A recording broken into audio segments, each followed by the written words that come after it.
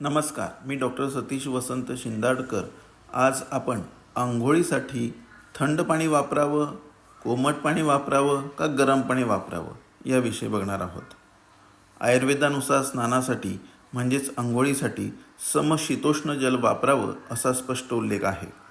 समशीतोष्ण जल म्हणजे काय, तर जे अधिक थंड नसेल आणि जे अधिक गरमही नसेल।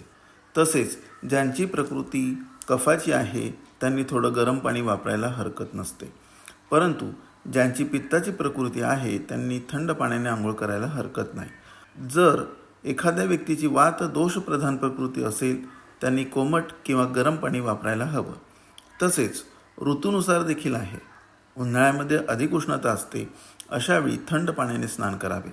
कडाक्याची थंडी असताना आणि पावसाळ्यामध्ये थंड वातावरण असताना कोमट किंवा गरम पाण्याचा वापर करावा। डोक्यावर गरम पाणी टाकू नये, त्या ठिकाणी कोमट किंवा थंड पाणी टाकावं। खांद्यापासून खाली किंवा मानेच्या खाली कोमट किंवा गरम पाण्याचा वापर आपण आंघोळीसाठी करू शकतो। हे असे आयुर्वेदातले वर्णन आहे। सर्वसामान्यतः जनतेमध्ये आयुर्वेदाने स्नानासाठी थंड पाण्याचाच वापर करायला सांगितला आहे असा गैरसमज पसरलेला आहे, परंतु असे नसून आपण आपल्या प्रकृतीनुसार, वातावरणातील बदलानुसार आणि शरीरातील अवयवानुसार पाण्याचा वापर करायला हवा। सर्वसामान्यतः कोमट पाणी हे सर्वांसाठी सर्वच ऋतूंमध्ये आणि सर्वच शरीर अवयव आणि प्रकृतींमध्ये उत्तम असते।